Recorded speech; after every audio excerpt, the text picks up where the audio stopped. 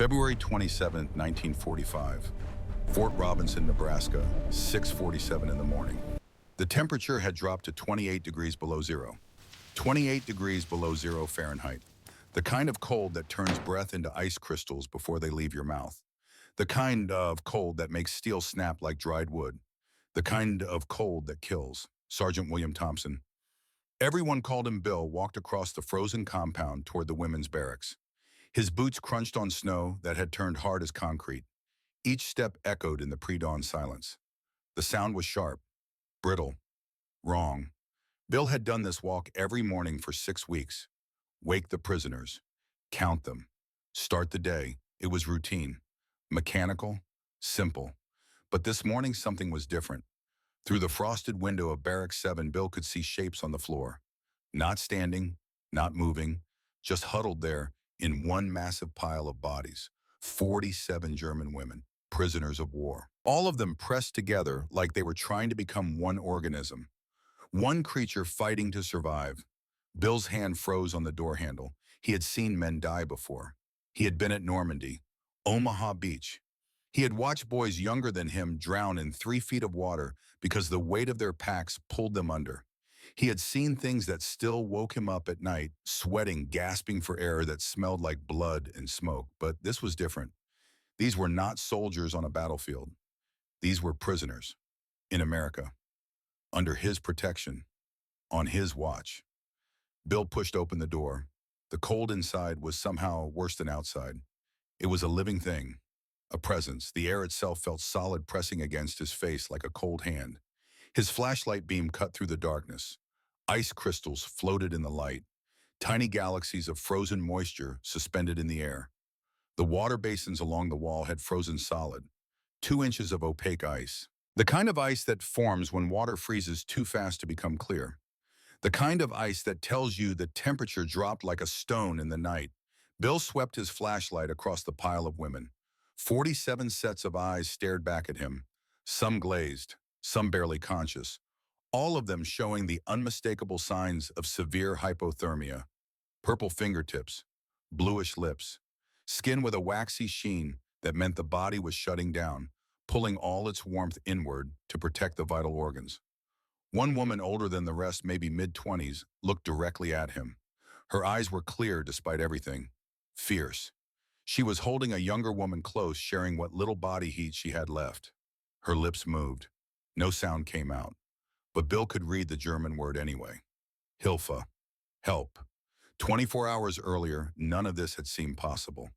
Inside Barrack 7, in the thin gray light of late afternoon on February 26th, 47 women prepared for sleep. They had been doing this for 2 weeks now. The routine was familiar. Uncomfortable, but familiar.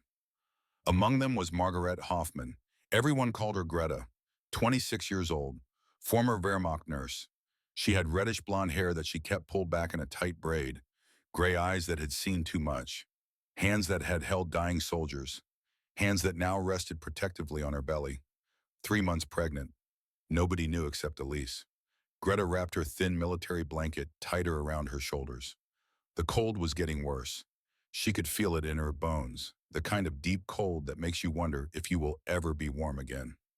Next to her, Elizabeth Weber, just call her Elise, 19 years old, dark hair and darker eyes, whispered in German. I cannot do this anymore. Elise's voice was thin, fragile, like glass about to break. Greta pulled the younger woman closer. Tomorrow will be warmer, she said. It has to be. But Greta did not believe her own words. The temperature was dropping.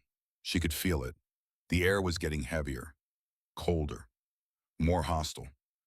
Greta thought about the words her commanding officer had screamed at her during training in Berlin back in 1943. She could still hear his voice, sharp, angry, certain. Americans are barbarians. They will torture you. They will starve you. If captured, they'd expect nothing but cruelty. Now, sitting in an American prisoner of war camp, Greta wondered if he had been right. The cold was unbearable. She had lost feeling in 3 of her toes. Her fingers were purple at the tips. The baby inside her had stopped moving as much. That terrified her more than anything. But tomorrow would not be warmer. Tomorrow would be the coldest day in Nebraska history, and it would change everything. Across the room, Johanna Klein sat by herself, 33 years old, former administrative clerk for the Wehrmacht. She had short brown hair, cut in a severe style, a face that looked older than its years, eyes that carried guilt like stones in deep water. Johanna had been a Nazi, not just a party member, a believer.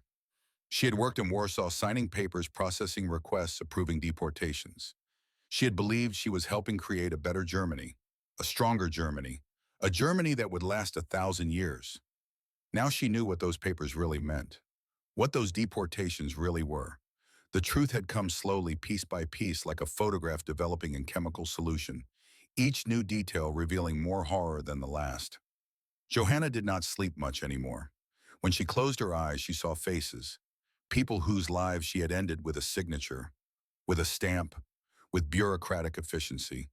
She pulled her blanket around herself. Alone. Always alone. That was her punishment, she thought. To survive when so many did not. The wind outside picked up. The barracks walls creaked. Someone coughed. A wet, rattling sound that spoke of lungs struggling with cold air. Greta looked toward the frosted window. Beyond it, through the crystallized ice on the glass, she could see lights in the distance. The main camp. The guards' quarters. Warm places where warm people did warm things. She put her hand on her belly again. The baby moved. Just a flutter. But enough. Stay strong, little one, she whispered in German. We will survive this. At that exact moment, 3 miles away, in a small farmhouse with yellow curtains in the kitchen window, Martha Thompson was washing dishes. Her hands moved in the warm, soapy water. The steam rose around her face. The radio played softly in the corner. Glenn Miller, Moonlight Serenade. Her husband Bill would be home soon. She could picture him now walking through the door, tired, carrying that look he had started wearing lately. The look that said he had seen something he could not unsee, knew something he could not unknow. Martha dried a plate and set it in the rack. Her daughter Sarah, 8 years old with pigtails and a gap between her front teeth, sat at the kitchen table doing arithmetic homework. Mama Sarah asked without looking up from her numbers, "Why does Papa look so sad when he comes home?" Martha paused. How do you explain war to an 8-year-old? How do you explain that sometimes good people have to watch over people who used to be enemies? How do you explain that the world is complicated in ways that arithmetic never will be? Your papa has a hard job, sweetheart, Martha said. He has to watch over people who used to be our enemies. But the war is almost over, right? Teacher says Germany is losing. That is right. So they are not enemies anymore. Martha looked at her daughter. Sometimes children see truth more clearly than adults. Sometimes their questions cut right through all the complexity and land on something simple and profound. You know what, honey, I think you are smarter than all the generals put together. Sarah smiled and went back to her homework. But Martha stood there holding the dish towel, thinking about the women at the camp, thinking about her husband's face when he came home, thinking about what it meant to be American, what it meant to have enough, what it meant to show mercy.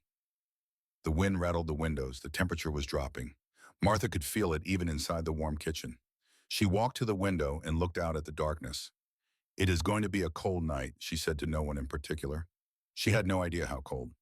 Back at Fort Robinson, in a small office that smelled of coffee and cigarette smoke, Major Richard Hendricks sat behind his desk reviewing reports. He was 42 years old, career military, a man who believed in order, discipline, and following regulations to the letter. The prisoner of war camp at Fort Robinson was temporary, just a way station. The women would be moved to a permanent facility soon. His job was simple: keep them contained, keep them healthy enough, keep everything running according to protocol. Major Hendricks did not particularly hate Germans. He did not particularly care about them either. They were a logistics problem, a paperwork problem, a problem that required proper forms filled out in triplicate. His biggest concern right now was Sergeant Thompson. Bill Thompson was a good soldier. Hendricks could not deny that. The man had fought at Normandy, had been wounded, had earned his stripes the hard way. But he had one significant flaw. He cared too much. Hendricks had seen it before. Soldiers who could not turn off their humanity when dealing with enemy prisoners. Soldiers who saw people instead of problems. Soldiers who made decisions based on conscience instead of regulations. It made them unpredictable, unreliable. Dangerous to the chain of command. Hendricks made a note in Thompson's file. Watch for signs of undue sympathy toward prisoners. Consider reassignment if behavior continues. He closed the file and looked at the weather report someone had left on his desk. Temperature expected to drop and record lows tonight. Possible 25 to 30 below zero. Hendricks frowned. That would complicate things. The heating system in the women's barracks was barely adequate on normal nights. In cold like this, it would be insufficient. But what could he do? There was a war on. Resources were stretched thin. The prisoners would have to manage. They had blankets. They had shelter. That was more than many civilians in Europe had right now. He filed the weather report and went back to his paperwork. Outside, the temperature continued to drop. In Barrack 7, the women tried to sleep, but sleep would not come. The cold was too intense, too present. It demanded attention. It demanded acknowledgement. Greta lay curled on her side, Elise pressed against her back. Around them, other women huddled together. Some prayed. Some cried quietly. Some just stared at the ceiling, waiting for dawn. Johanna, still alone in her corner, finally gave up trying to sleep. She stood and walked to the nearest cluster of women. They looked up at her, suspicious. They all knew what she had been, what she had done. "May I join you?" Johanna asked in German. The words came out rough, uncertain. There was a long silence. Finally, one of the women, a former radio operator named Frida, nodded. "We share warmth," she said. "We do not share judgment. Not tonight." Johanna sat down. For the first time in months, she felt the warmth of other human beings. It was almost enough to make her cry. Almost. The night deepened. The temperature continued its relentless descent. 20 degrees below zero. 22. 25. 28. Inside Barrack 7, the women eventually stopped trying to sleep. Survival became the only goal. They formed one large mass of bodies on the floor, piling together, sharing every bit of warmth they could generate. Greta found herself in the middle of the pile. The baby was still now. Too still. She pressed her hand against her belly and felt nothing. Panic rose in her throat like bile. "Please," she whispered. "Please move. Please be alive." A tiny flutter, so small she almost missed it. "Thank you," Greta whispered to whatever god or force might be listening. "Thank you." The hours passed with agonizing slowness. No one spoke. Speaking required energy they could not spare. The only sounds were breathing, occasional coughs, and the creaking of the building as the cold made the wood contract and groan. At some point, the water in the basins began to freeze. They could hear it, a soft crackling sound. Ice forming, expanding, taking over. Someone tried to get up to use the latrine. She made it 2 steps before her legs gave out. Others pulled her back into the pile. "Do not leave the group," someone whispered. "We survive together or not at all." As dawn approached, the temperature reached its lowest point, 28.3 degrees below zero Fahrenheit, the coldest temperature ever recorded in Nebraska in the month of February. And that is when Sergeant Bill Thompson opened the door. He stood there in the doorway, his flashlight beam cutting through the frozen air, looking at 47 women who had somehow survived the night, but might not survive much longer. This was the moment when everything would change. The moment when one man would have to choose between following orders and following his conscience. The moment when the real meaning of being American would be tested not on a battlefield, but in a freezing barracks in the middle of Nebraska. Bill looked at the frozen water basins, at the pile of barely conscious women, at the clear, fierce eyes of the nurse who had whispered for help. He had maybe 30 seconds to make a decision.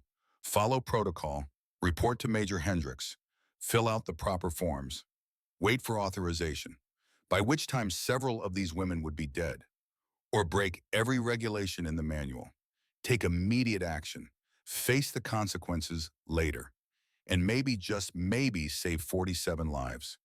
30 seconds, 29, 28. Bill Thompson made his choice. He ran, not toward the command building, not toward the telephone to call for authorization, not toward the proper channels and the proper forms and the proper way of doing things.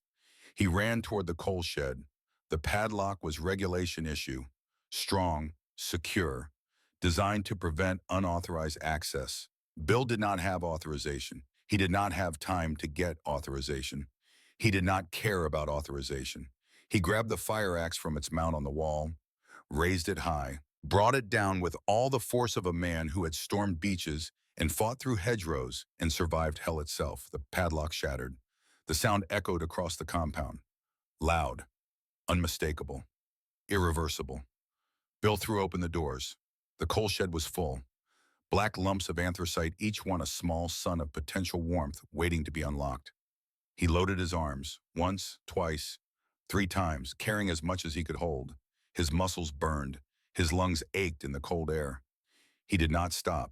He ran back to Barracks 7, threw open the door to the potbelly stove, started feeding coal into it with desperate efficiency, piece after piece after piece. The fire caught, slowly at first, then faster. Warmth began to radiate outward. Not much, not yet, but something. A beginning. Bill looked at the pile of women, at their blue lips and purple fingers and glassy eyes. It was not enough. The stove alone would not save them. They needed more. They needed blankets. Real blankets.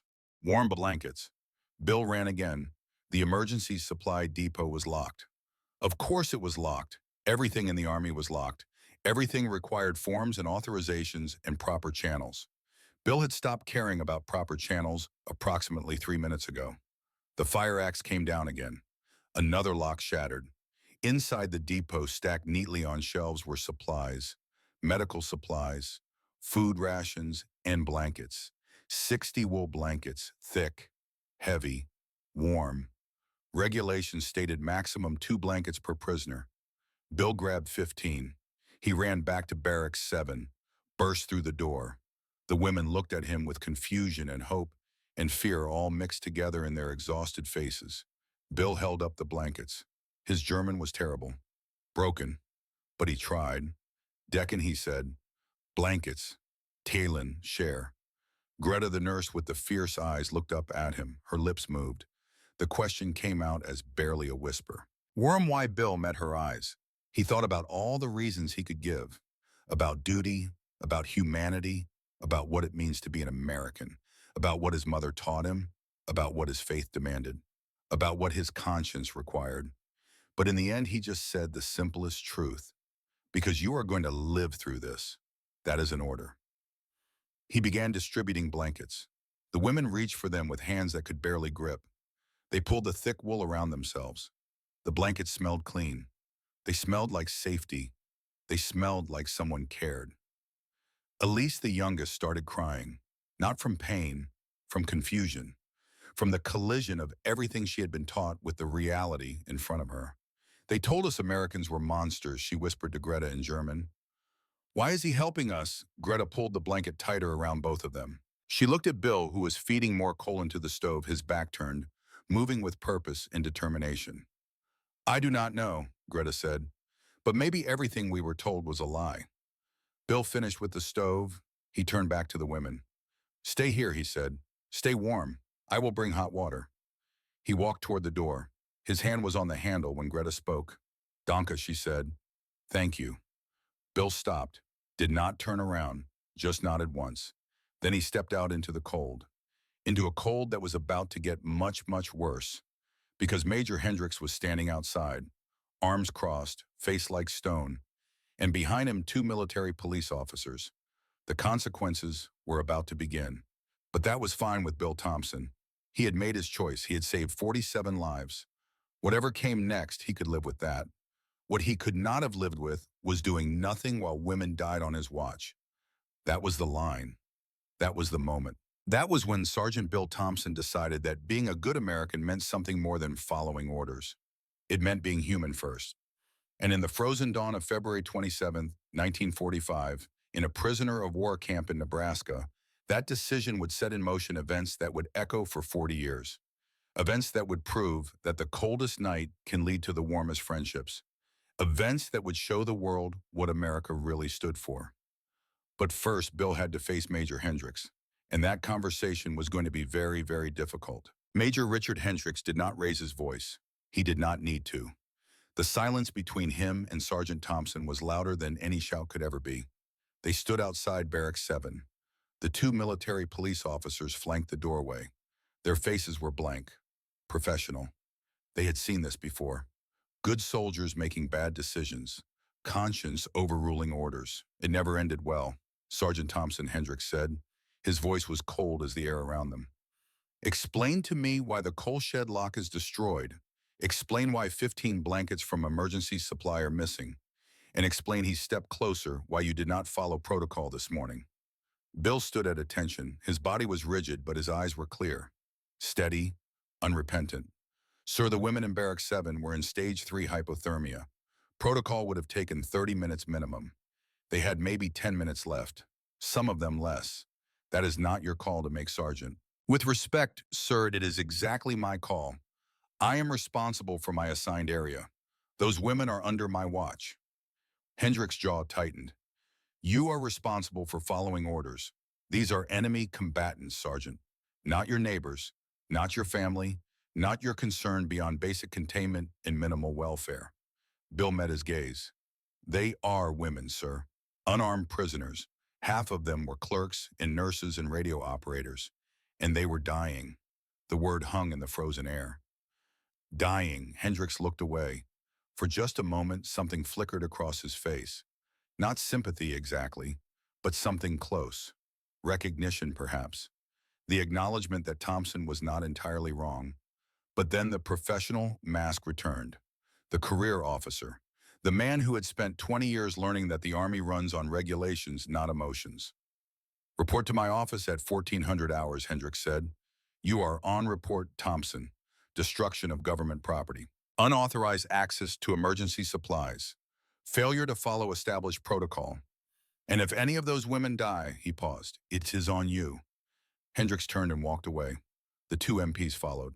Bill stood there. The sun was coming up now. Pale, weak, but light nonetheless. Behind him through the walls of Barracks 7, he could hear sounds, movement, whispered voices in German. The sounds of people who were no longer on the edge of death. The sounds of survival. Bill allowed himself one deep breath, then he went to get hot water. Inside, Barracks 7 warmth was slowly returning. Not comfort, not yet, but the edge of death had been pushed back. The women were alive, conscious, aware. Greta sat with the thick wool blanket wrapped around her shoulders. She had moved Elise closer to the stove. The younger woman was shivering violently now. That was good. Shivering meant the body was trying to warm itself. Shivering meant the core temperature was rising. Johanna had taken charge of organizing the women into shifts. Those closest to the stove would rotate with those further away. Everyone would get time near the warmth. It was fair, practical. The kind of thing Johanna was good at, the kind of thing she had done in her previous life, for she understood what all that efficiency had actually served. An older woman, Sophie Brandt, 46 years old, was coughing, deep wet sounds that came from the lungs. Greta moved to her side. How long have you been coughing like this? Greta asked in German. Since last week, Sophie said between coughs. It is nothing. But it was not nothing. Greta could hear it. Pneumonia. In these conditions, in a woman Sophie's age with her body already weakened by cold and poor nutrition, pneumonia was serious, potentially fatal. You need to see the medical officer, Greta said. Sophie waved her hand dismissively. They will not care about an old German woman's cough. They will care, Greta said. They have to care. But even as she said it, Greta was not sure she believed it. The American who had saved them this morning. Sergeant Thompson, he clearly cared. But was he the exception or the rule? Elise, still shivering under her blanket, looked at Greta with eyes that were too young to have seen what they had seen. Do you think he will be punished? Elise asked. The sergeant for helping us. Greta did not answer immediately. She thought about the man's face when he had burst through the door, the determination, the urgency, the complete lack of hesitation. That was not a man who had stopped to calculate consequences. That was a man who had simply acted. Yes, Greta said finally, I think he will be punished. And I think he knew that before he did it. Then why Elise's voice was small, confused. Why would he risk punishment for us? Greta pulled the blanket tighter.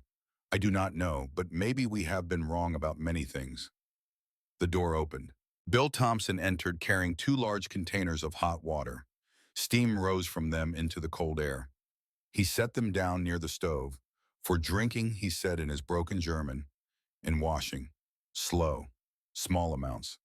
The women stared at the hot water like it was gold, liquid, unfrozen, warm. Simple things that had become precious beyond measure. Bill turned to leave. Greta stood up, waited until he looked at her. "You will be in trouble," she said in careful English. "Because of us." Bill paused. His face was tired, lined, but there was something in his eyes, something solid, unshakable. "I will be fine," he said. "You just stay alive, all of you." He left. Johanna watched him go. She had been a Nazi, a true believer. She had been taught that Americans were weak, soft, corrupted by democracy and individualism and the mixing of races. She had been taught that strength came from obedience to the state, from submission to the greater good as defined by the Führer. But this American had disobeyed his superior officer, had destroyed property, had violated regulations, all to save people he had every reason to hate. That was not weakness. That was something else entirely. That was something Johanna was only beginning to understand. 3 miles away, Martha Thompson was making breakfast for her daughter. Scrambled eggs, toast. The kitchen was warm. The radio played softly. Everything was normal, safe, American. But Martha could not stop thinking about what Sarah had said the night before, about enemies and whether people stopped being enemies when the war was almost over. Bill had come home very late, or very early. He had been exhausted, troubled. He had told her about the cold, about the women, about what he had done. "I might lose my stripes," he had said, "might get reassigned, court-martialed even." Martha had held his hand across the kitchen table. "Then you did the right thing," she had said. But now in the morning light, Martha was thinking about those women, thinking about what it must be like to be a prisoner in a foreign country, to be cold, to be afraid, to have been told your captors were monsters and then to discover they might not be. Sarah ate her eggs, hummed along with the radio, kicked her feet under the table the way 8-year-olds do. Martha made a decision. She walked to the pantry, started pulling out supplies. Flour, sugar, the last of the bacon, eggs, more than they needed, more than was strictly reasonable given that rationing was still in effect. "Mama, what are you doing?" Sarah asked. Martha did not answer right away. She was thinking about her own mother, about the things she had been taught, about what it meant to be a Christian, what it meant to be an American, what it meant to be human. "I'm going to bake," she said finally, "and then we are going to take some things to the camp. To Papa, to your Papa, and to the women he is helping." "But they are Germans," Sarah said. Not accusingly, just stating a fact, the way children do. "Yes," Martha said, "or some. They are Germans, and they are also somebody's daughters, somebody's sisters, and right now they are cold and hungry, and we are Americans. We do not let people suffer when we have enough to share." Sarah thought about this. "Okay," she said. "Can I help bake?" Martha smiled. "Of course you can." They spent the morning baking. Bread, simple, honest American bread. The smell filled the house. Warm, comforting. The smell of home. At Fort Robinson, Bill Thompson stood in Major Hendrick's office at exactly 1400 hours, 2 o'clock in the afternoon. The sun was higher now. The temperature had risen to an almost balmy 5 degrees above zero, almost warm by comparison. Hendrick sat behind his desk. Bill stood at attention. Sergeant Thompson Hendricks began. He had a file open in front of him. "Do you understand the seriousness of your actions this morning?" "Yes, sir." "Do you understand that you violated at least 4 separate regulations?" "Yes, sir." "Do you understand that I could have you court-martialed?" "Yes, sir." Hendricks leaned back in his chair, studied Bill's face. "Then why did you do it?" Bill did not hesitate. "Because it was the right thing to do, sir." "The right thing," Hendricks repeated. The words tasted bitter in his mouth. "Sergeant, the right thing is following orders. The right thing is maintaining discipline. The right thing is remembering that we are at war and these women are enemy prisoners. With respect," Sir Bill said, "we are soldiers. We are not executioners. Those women were not trying to escape. They were not resisting. They were not doing anything except trying to survive a cold night. And they were dying. If I had followed protocol, if I had waited for authorization, some of them would be dead right now." Hendrick's jaw worked. He wanted to argue, wanted to assert his authority. But the truth was standing right there in front of him, solid and undeniable. The women had been dying. Thompson had saved them. And now Hendricks had to decide what to do about it. Before he could speak, there was a knock on the door. Enter, Hendricks called out. Lieutenant Helen Torres stepped in. She was 36 years old, one of the few female officers on the base. A medical officer. Latina, smart, competent, and consistently ignored by the male officers who outranked her. Sir, she said, I have completed my examination of the women in Barracks 7. I need to report my findings. Hendricks sighed. Go ahead, Lieutenant. Torres opened her medical folder. All 47 women show signs of hypothermia. 3 have frostbite that will require treatment. 1, a woman named Sophie Brandt, has developed pneumonia. Without treatment, she will likely die within a week. Torres paused, looked directly at Bill. But all of them are alive. All of them will recover. Because someone acted quickly enough to prevent stage 4 hypothermia. Hendricks understood what she was doing. She was providing him with a way out. Medical necessity, life-saving measures. It was not quite by the book, but it was defensible. Thank you, Lieutenant, Hendricks said. That will be all. Torres saluted and left. Hendricks looked at Bill. Sergeant Thompson, you are hereby officially reprimanded for violation of protocol. This will go in your file. You are also assigned to extra duty for 1 week. That means double shifts. Consider yourself lucky it is not worse. Bill allowed himself to breathe. Yes, sir. Thank you, sir. But Hendricks was not done. One more thing, Sergeant. If you ever pull something like this again, I will have you court-martialed so fast your head will spin. Is that clear? Crystal clear, sir. Dismissed. Bill saluted and left. As he walked out into the afternoon sun, he felt lighter. The reprimand was nothing. The extra duty was nothing. The women were alive. That was everything. But what Bill did not know was that everything was about to get much more complicated. Because inside Barracks 7, Lieutenant Torres was conducting her follow-up examinations. She was checking each woman systematically. Pulse, temperature, breathing, looking for signs of infection or injury. When she got to Greta, she asked the standard questions. Any pain, any dizziness, any nausea? Greta hesitated. Just a moment, but it was enough. Torres placed her hands on Greta's abdomen. Professional, clinical. But her hands stopped moving. Her eyes widened slightly. How far along are you? Torres asked quietly. Greta's world collapsed. The secret she had guarded for 4 months. The secret that had kept her alive, kept her focused, kept her going. Exposed, just like that. 4 months, Greta whispered in English. Please, please do not separate me from the others. Torres sat back. Her face was unreadable. Does anyone else know only Elise? Torres looked at Greta for a long moment, saw the fear, the desperation, the fierce determination to protect the life growing inside her. I have to report this, Torres said. I have no choice, but I will do everything I can to make sure you are treated properly. That is a promise. Greta nodded. She did not trust herself to speak. Within an hour, Greta was standing in Major Hendricks' office. Torres was there. Bill Thompson had been called back in. Hendricks looked at Greta like she was a problem that had just multiplied in complexity. Pregnant, he said. You are pregnant, yes, Greta said in careful English. My fiancé. He died in battle, before I was captured. Hendricks rubbed his face. Do you have any idea what a public relations nightmare this is? A pregnant German prisoner having a baby in American custody? Torres stepped forward. With respect, sir, it is also a PR opportunity. America treats even pregnant enemy prisoners with dignity and proper medical care. That is a powerful message to send to the world. Hendricks glared at her, but she had a point. The war was almost over. The world was watching how America treated its enemies, how it behaved in victory, whether it lived up to its stated values. What do you recommend? Lieutenant Hendricks asked. Keep her here, Torres said, under medical supervision. I can monitor her condition.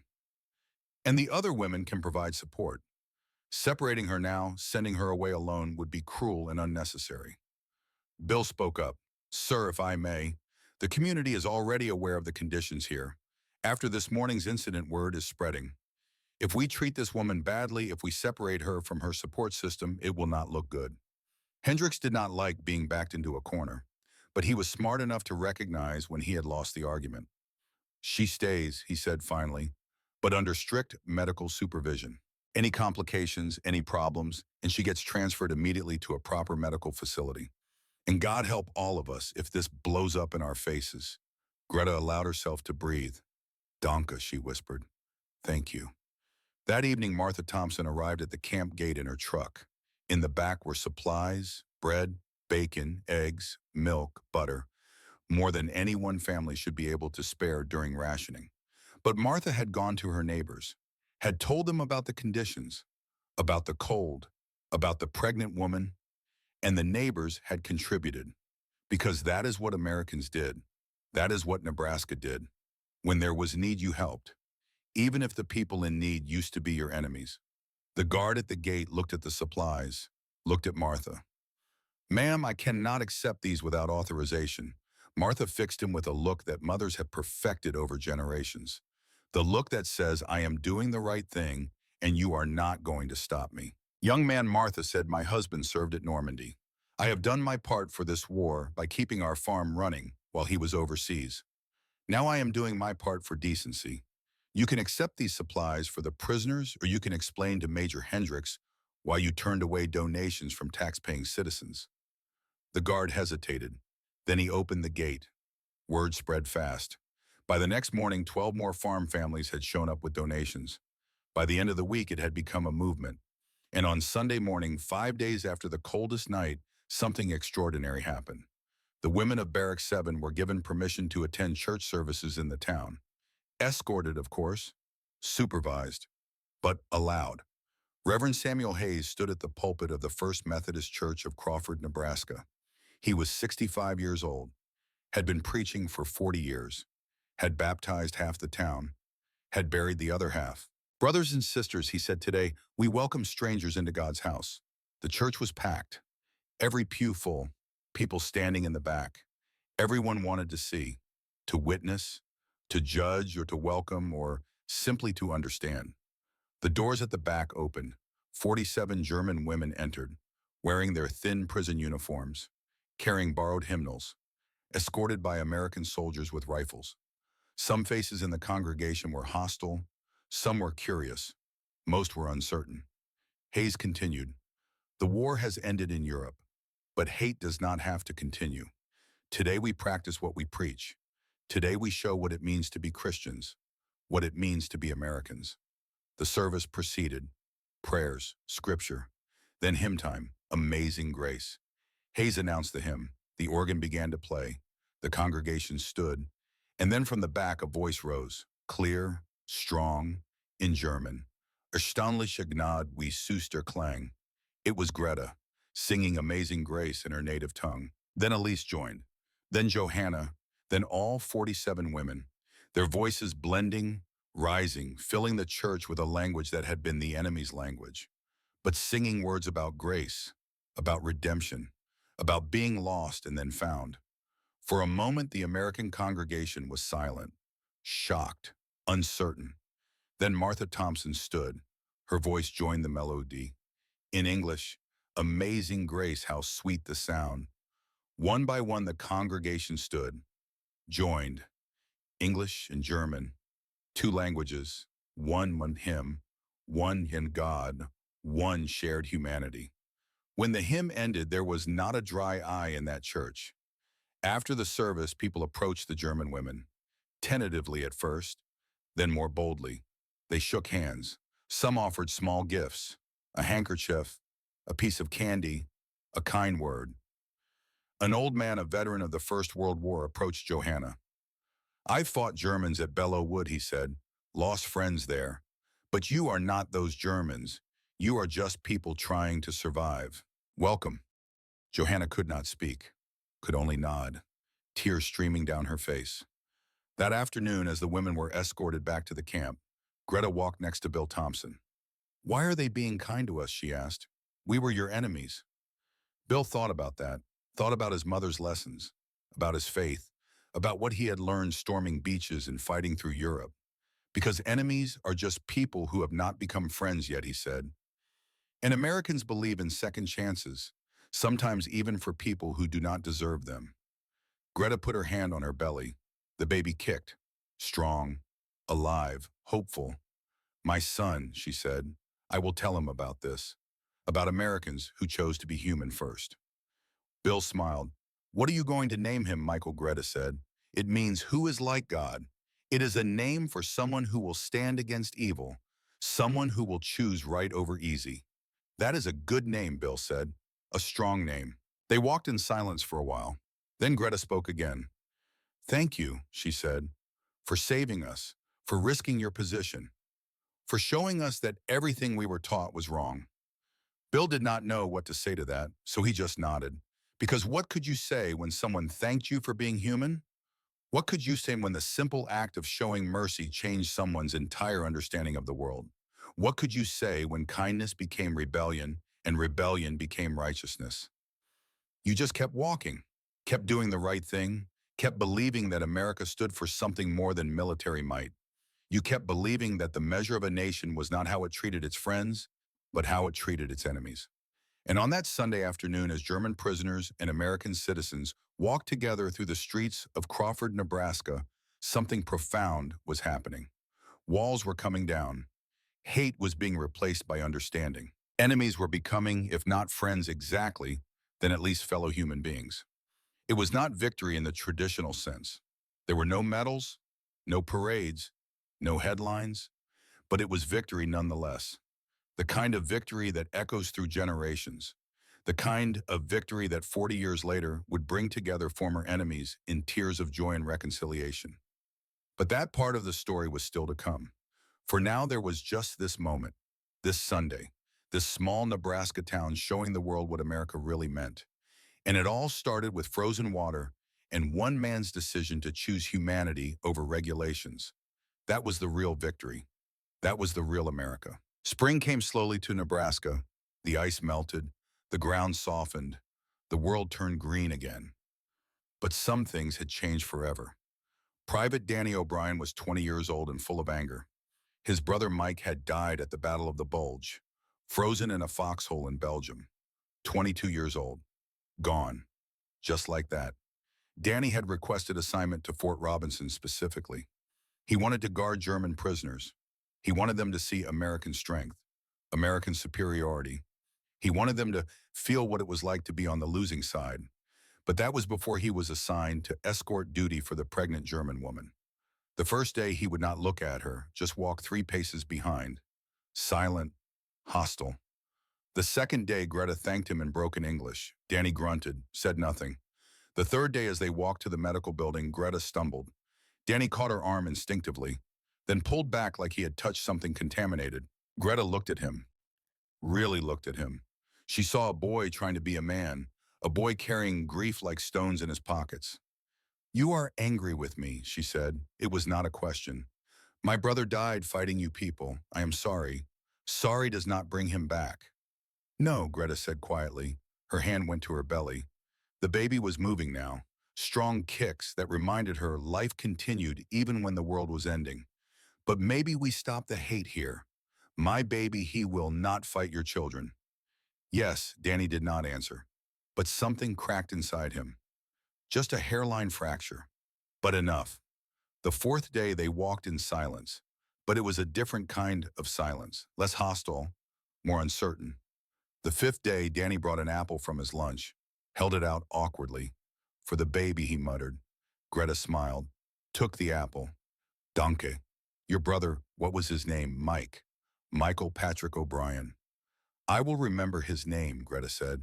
And my son, I will tell him about the American soldier who showed kindness to his mother. I will tell him there was a man named Michael Patrick O'Brien who fought bravely. And I will tell him that his friend Danny helped us when we needed help. Danny turned away, but not before Greta saw the tears.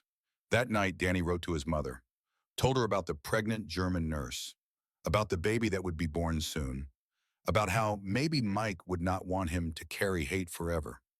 His mother wrote back 3 weeks later. The letter was stained, watermarks that might have been tears. Your brother fought so that we could be better than them, she wrote. Be better, Danny, for Mike, for yourself, for the future. Danny folded the letter, put it in his pocket, carried it with him every day after that. May 8th, 1945. Germany surrendered unconditionally. The war in Europe was over. In Barrack 7, the news arrived via radio.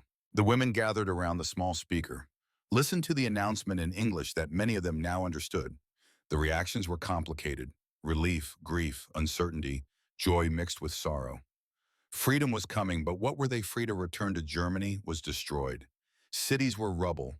Families were scattered or dead. Elise cried, not from happiness, from the weight of it all, from the realization that the world she had known was gone forever. Johanna sat very still. Her face was blank, but inside her mind was racing. The war was over. The Nazis were defeated. Everything she had believed in for more than a decade was ashes. What did that make her? What did that make her actions, her signatures on those papers, her efficiency in serving a regime that had murdered millions? Greta held her belly. 5 months pregnant now. The baby was due in June. She would give birth in America. Her child would be born in the country that had been her enemy. Born free. Born into a new world. That evening, Bill Thompson gathered the women in the barracks. Ladies, he said in his improving German, the war in Europe is over. You are still prisoners. But repatriation will begin soon. Maybe months. Maybe a year. Until then, things will change here. He paused, made sure he had their attention. First, you will be given more freedom within the camp. Second, you can write letters home. Third, the community has requested permission for you to attend church services regularly. That has been approved.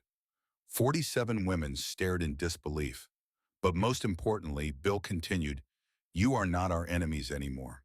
You are people starting over, just like all of us. The words hung in the air. People starting over.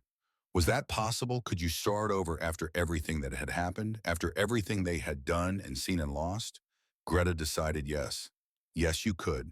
You had to. Because the alternative was to give up. And giving up meant the hate won. June 14th, 1945. 3 o'clock in the morning. Greta woke with contractions. Strong ones. Regular. This was it. Elise ran for help. Within minutes, Lieutenant Torres was there. Within an hour, Greta was at Crawford Community Hospital, the first German prisoner to give birth on American soil. The labor was long, 18 hours. Torres stayed the entire time. So did a local doctor, 62-year-old Dr. William Chen, whose parents had immigrated from China in 1890. He had delivered half the babies in Crawford County. He treated Greta with the same care he gave everyone. At 9:27 in the evening, the baby arrived. A boy, healthy, loud, angry at being born into a world that was still figuring out how to not hate. Greta held her son, this tiny person who knew nothing of war or propaganda or sides. He just was. Pure, innocent, possible.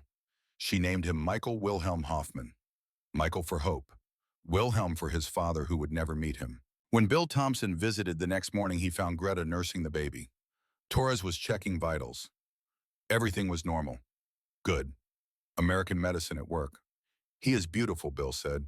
Greta looked up, smiled. He is American, she said. Born here, born free. What will you tell him, Bill asked. About all this? Greta looked down at her son. I will tell him the truth. That the world was broken, that people hated, but that some people chose kindness instead. I will tell him about you, about Martha, about this town, about how America showed us what we could not see ourselves. She paused, looked directly at Bill. I will tell him that enemies are just people who have not become friends yet. That is what you taught me. Bill felt something in his chest, not quite pride, not quite sadness, something between, something that felt like hope. The town of Crawford went crazy for baby Michael. Farmers sent gifts. Martha Thompson knitted a blue blanket. Sarah, now 9 years old, drew pictures of horses and barns. The Methodist Church took up a collection for baby supplies. Danny O'Brien spent his entire week's pay on a small wooden rattle, hand-carved by a local craftsman. He delivered it personally. This is from Mike, he said to Greta. My brother. He would have wanted your son to have something good. Greta took the rattle, tears streaming. Danke. Thank you. Michael will treasure this always. Danny looked at the baby. So small, so fragile, so full of possibility. Ma'am, Danny said, I am sorry for being angry, for hating you before I knew you. Mike would have been ashamed of me. No, Greta said firmly. Your brother would be proud. You learned it, you changed. That takes more courage than fighting. The weeks turned into months. Summer became fall. Michael grew, smiled, laughed, became the unofficial mascot of Fort Robinson. Soldiers took turns making him giggle. Lieutenant Torres checked on him weekly. The town adopted him as one of their own. But not everything was going well. Sophie Brandt, the oldest of the prisoners, was getting worse. Her pneumonia had never fully healed. The infection had spread to both lungs. She was losing weight, growing weaker. By October, it was clear she was dying. Greta spent as much time with Sophie as she could, brought baby Michael to visit. The old woman would hold the baby and smile, tell stories about her own children back in Germany. 2 daughters. She had not heard from them in over a year, did not know if they were alive. One evening in late October, Sophie called Greta to her bedside. "You must promise me something," Sophie whispered. Her voice was weak. Each word cost effort. "Anything," Greta said. "Tell people about this, about what happened here, about the cold and the blankets and the kindness. Tell them so they remember that even in war, people can choose to be human." "I promise," Greta said. "I will tell everyone. I will make sure they know." Sophie smiled. "Good." She looked at baby Michael sleeping in Greta's arms. "He will have a good life, an American life. That is worth everything." 2 days later, Sophie Brandt died. She was 46 years old, the only prisoner to die at Fort Robinson. The funeral was extraordinary. Reverend Hayes presided. The town came out.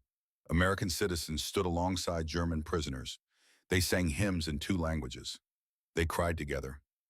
Bill Thompson stood at attention as the casket was lowered. He saluted. A full military salute for a woman who had been his enemy, because she was not his enemy anymore. She was just a person who had died far from home, and that deserved respect. The years passed. Slowly the prisoners were repatriated, small groups sent back to a Germany that was now divided, occupied, rebuilding from ruins. March 1947, nearly 2 years after the frozen morning that had started everything. The last group was preparing to leave. Greta, Elise, Johanna, and baby Michael, now 21 months old, walking, talking, speaking both English and German. The night before departure, the town threw a farewell dinner at the church hall, the same church where they had sung Amazing Grace together, where walls had started coming down. Tables were loaded with food, real food, American abundance, fried chicken, mashed potatoes, green beans, apple pie, the things that had shown the German women that everything they had been taught about America was propaganda. Greta stood to speak. Martha had helped her practice her English for weeks. She wanted to say this right. "Thank you," Greta began. Her voice was shaky but clear. "Is not enough words. You could hate us. You should hate us. We were your enemies." She paused, looked around the room, saw faces that had become familiar. "Dear, but you gave us blankets. You gave us food. You gave us hope. You showed us what America really is." Her voice cracked, but she continued. "We go home now to a broken country, but we take with us memory of kindness. And we will tell our children and our children's children there were Americans who chose to be human first." The room was silent. Then Martha Thompson stood, started clapping. One by one, everyone joined, standing ovation for the enemy who had become family. After dinner, Bill pulled Greta aside. He had a package, wrapped in brown paper. "Open it," he said. Inside were 3 wool blankets, the original blankets from that frozen morning. Worn now, faded, but still warm. "I kept these," Bill said, "for you. Regulations said they had to be returned, but I figured regulations can go to hell sometimes." Greta held the blankets, pressed them to her face. They smelled like America, like safety, like the moment when everything changed. "I will keep these forever," she whispered. "My son, I will tell him how you saved us." "Tell him something else too," Bill said. "Tell him that enemies can become friends. Tell him that is the real victory." The next morning they left, a train to New York, a ship to Germany, back to a homeland that was no longer home. But they carried something with them, something more valuable than the blankets or the donated clothes or the carefully saved food. They carried the memory of mercy, of a town that chose kindness over hate, of Americans who lived up to their own stated values. and they would never forget. 20 years passed. Bill Thompson was 49 years old, still living in Crawford, still working. Martha was still by his side. Sarah was married now, had kids of her own. Life was good, normal. The war was history now. The camp was closed, the barracks torn down, just memories and grass where 47 women had once survived the coldest night. Then one day in March 1967, Bill received a letter, international postage, from Germany. Dear Mr. Thompson, it began. You may not remember me. I was the pregnant German nurse you saved in 1945. My name was Margaret Hoffman. Everyone called me Greta. Bill remembered. Of course he remembered. How could he forget? The letter continued. My son Michael is now 22 years old. He is studying medicine. He wants to become a doctor. He says he wants to help people like the Americans helped his mother. I have told him your story 1,000 times. How you broke rules to save 47 women you had every reason to hate. How your town showed us mercy when the world was full of hate. Michael wants to visit America, to see where he was born, to meet you if possible. Would you accept a visit from the son of your former enemy? I enclose a photograph. With eternal gratitude, Margaret Hoffman. Bill looked at the photograph. A handsome young man, strong jaw, clear eyes, standing in front of Munich University, wearing a medical student's white coat, smiling. The smile was familiar. It was Greta's smile, but also something else, something hopeful, something that looked toward the future instead of the past. Bill sat down at his kitchen table, wrote a reply immediately. Dear Michael, he wrote, come home. Crawford, Nebraska will always be your home too. Michael came that summer, spent 2 weeks in Crawford, met Bill and Martha, met Danny O'Brien, who was now a high school teacher married with 3 kids, met Lieutenant Torres, who was now Dr. Torres, running a clinic in town. They walked to the site of Old Barracks 7, just a foundation now, grass growing through cracks in the concrete. Michael knelt, touched the ground. This is where I was born, he said, where my mother learned that everything she had been taught was wrong. Bill stood next to him. This is where I learned that doing the right thing is more important than following orders. They stood in silence for a long moment. Then Michael said, my mother told me to tell you something. She said to tell you that you gave her more than blankets that morning. You gave her hope, and hope is what saved her life. Not just then, but many times after. When things were hard in Germany, when food was scarce, when people were cruel, she would remember the blankets, remember the kindness, and she would keep going. Bill felt tears on his face, did not try to hide them. Your mother was brave, he said, is brave. Tell her I am proud to have known her. I will, Michael said, but I think you should tell her yourself. What do you mean, Michael smiled. She is coming, next month, for a visit. She wanted to surprise you, but I cannot keep secrets. Greta came in August. She was 52 now, gray in her hair, lines on her face, but her eyes were still fierce, still clear, still full of life. The reunion was held at the church, the same church where they had sung together, where walls had come down. Greta and Martha hugged like sisters, cried like sisters. 2 women who had never been enemies, even when their countries were at war. Bill and Greta stood facing each other. 22 years had passed since that frozen morning. A lifetime, but also just a moment. Thank you, Greta said, for everything. You did the hard part, Bill said. You served. You raised a good son. You built a new life. That took more courage than anything I did. No, Greta said firmly. You showed me what was possible. You showed all of us. That is the greatest gift. That evening, they gathered at the Thompsons' farmhouse. Greta, Michael, Bill and Martha, Danny and his family, Dr. Torres, Reverend Hayes, now 87 but still sharp. Elise had come too, traveling from Hamburg. Johanna had passed away 2 years earlier, but her daughter was there carrying her mother's memory. They ate, talked, laughed, cried, remembered. And late that night, Greta told Michael the full story, every detail, from the frozen water to the blankets, to the bacon, to the church, to his birth, to Sophie's death, to the long journey home. This is your story too, she said. You are part of this, part of proof that enemies can become family, that hate can become love, that the coldest night can lead to the warmest friendships. Michael listened, understood, felt the weight and the gift of it. And he decided that when he became a doctor, he would serve the poor, the forgotten, the people others might hate or ignore. Because an American soldier had once taught his mother that all lives matter, even enemy lives. 18 more years passed, 1985. August, 40 years after the war ended, Fort Robinson hosted a reunion, official, publicized. American veterans and former German prisoners invited to return, to remember, to celebrate peace. 3 women came from Germany, Greta now 70, Elise 63, and Johanna's daughter representing her mother's memory. Bill was there, 69 years old, Martha by his side. Danny came with his grandchildren, Dr. Torres, the children of Reverend Hayes, and Dr. Michael Hoffman, 40 years old, pediatrician, married, 2 children, living in Munich but carrying America in his heart. They gathered at the site of Barracks 7. A memorial plaque had been installed. Simple, honest. Here, 47 German women survived the coldest night of 1945. They survived because Americans chose mercy over hate. This is what we stand for. Greta knelt at the memorial, touched the ground. This is holy ground, she said. This is where I learned that enemies are just people who have not become friends yet. Michael stood next to her, put his hand on her shoulder. Mama, he said, tell them what you told me about why this matters. Greta stood, faced the crowd, German and American, young and old, people who remembered and people who were learning for the first time. That morning she began. The water froze. We were dying.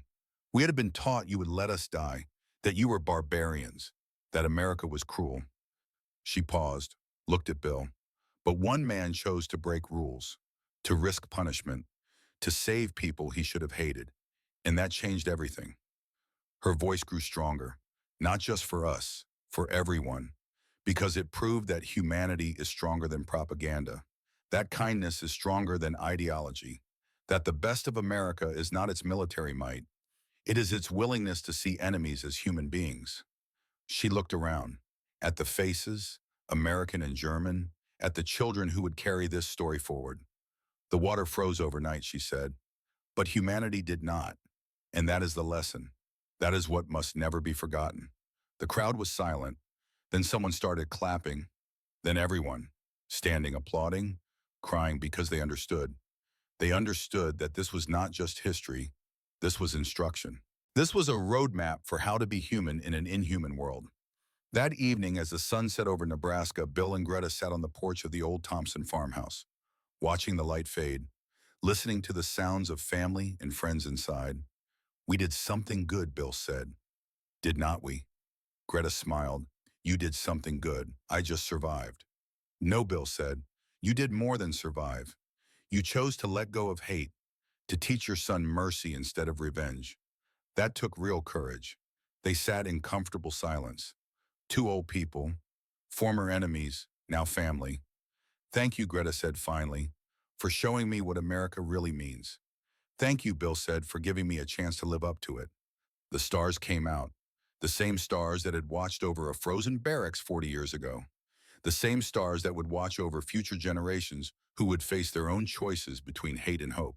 And somewhere in the eternal present, where all moments exist simultaneously, a young sergeant broke open a coal shed and saved 47 lives. A pregnant woman held her newborn son and named him for hope. A town chose mercy, and enemies became family. Because that is what Americans do when they are at their best. They choose humanity over ideology. They choose kindness over convenience. They choose to be human first. And that, more than any military victory, is what wins wars. Not the battles, but the peace that follows. The friendships forged, the walls torn down, the hope rebuilt. The water froze overnight, but humanity did not. And in a small Nebraska town, 40 years of friendship proved that the coldest night can lead to the warmest hearts. That is the American story. That is the human story. That is the only story that matters. Remember it, share it, live it. Because in the end, we are all just people trying to survive the cold. And we survive best when we share our blankets with those who need them, even if they used to be our enemies, especially if they used to be our enemies. That is when mercy matters most.